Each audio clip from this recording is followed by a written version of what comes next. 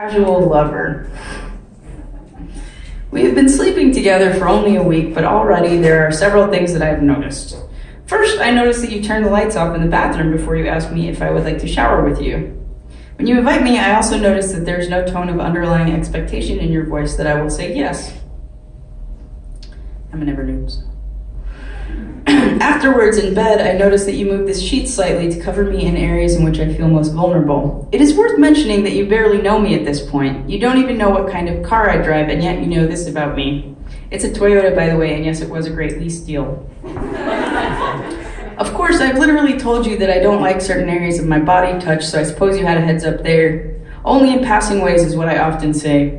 I always mention it with those that I sleep with now, sometimes casually, like I'm discussing a television show that I don't care for, but would probably watch if I were desperate on an airplane. Like my body is an ABC sitcom. More aptly, like my body is a bad spin-off we can all laugh at. I think people who don't experience physical gender dysphoria often think of it as a one-size-fits-all sort of an endeavor. Trapped in our bodies. It's not a phrase I like very much. I guess sometimes I do feel trapped in my body, but usually it's more like I am my body and I'm just trapped here with myself more than my body is trapping me, or I don't know, honestly, I'm pretty sure it was developed as a way to explain this feeling to those who don't experience it. I think most of us who do experience it understand that the ways in which we live and feel in our bodies varies immensely from person to person. How we carry and communicate those things is also incredibly varied. Personally, I always tend towards avoidance. My ability to turn anything that feels vulnerable into something lighthearted and immediately deflect it is like a dysphoric superpower. Some days it is because that's what feels safe. Other days it's because I have couched my needs in a mixture of emotional distance and internalized transphobia. Don't worry about it, my tone says. I'm cool. My dysphoria isn't like other people's. You can graze against it and I won't crumble. And mostly, above all, please don't think that you will have to take care of me. I do have rules though. Now I do. Often I lay them out in bullet points and ask a myriad of questions before anyone's clothes come off. Sometimes my clothes never come off. Once somebody told me that we spent more time discussing sex than actually having it. I name the things that I do and do not like, but even having those things verbally acknowledged doesn't always mean much. Sometimes they're met with confusion or disappointment. Sometimes people say the right things and do the wrong things later on. Sometimes the confusion or disappointment goes unspoken and I wonder if it is in my head. I notice pointedly that I do not feel this with you, a new and unfamiliar body. I quietly make note of the other times I did not trust my intuition. While we're on the topic, here are some other things I've noticed.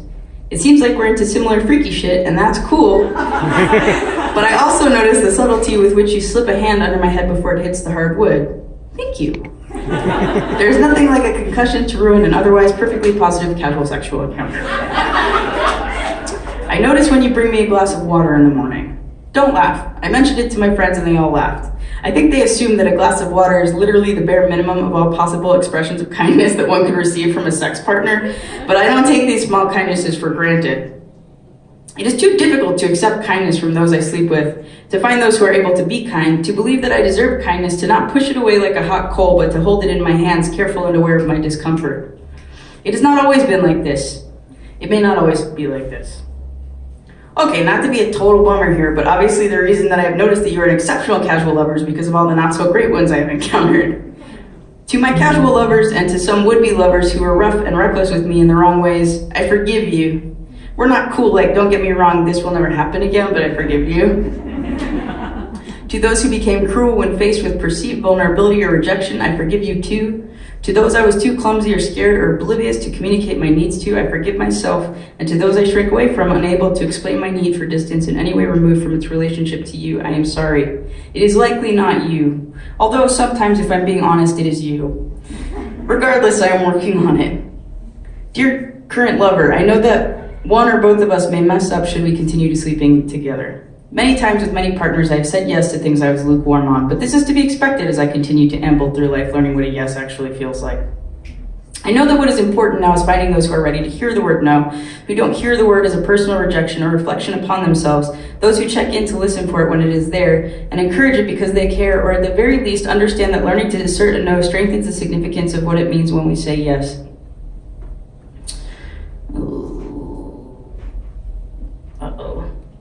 No, okay. Dear casual lover, I'm a part of a long and painful history. Perhaps you know this yourself or have intuited it. I know this and I can feel it in the bed alongside me always. There is my body and then there is me. There is the knowledge of those that came before me. There are all of my prior experiences and then there is you. There is what you feel in the bed alongside you. We are a part of a long and a painful history. All this to say that while our commitment to each other after this week may remain casual, I know that there are many aspects of sleeping with me that can never be, will never be, and have never been casual. Now it's finally time to bring up a topic that all casual lovers must eventually discuss. I hope that I haven't alienated you by writing an essay about you. It is about me more than it is about you, but it is also about you and those I wish were more like you. As for me, I will continue to contemplate what it is about casual sex that implies an absent level of care to some. I rewrite narratives of myself as somebody who is difficult to get to know and to get close to. I'm not closed off. I am in tune with who is safe to let in, even when I don't consciously realize it. Sometimes it takes time to learn that information, and sometimes those things are communicated quickly, and yes, even casually.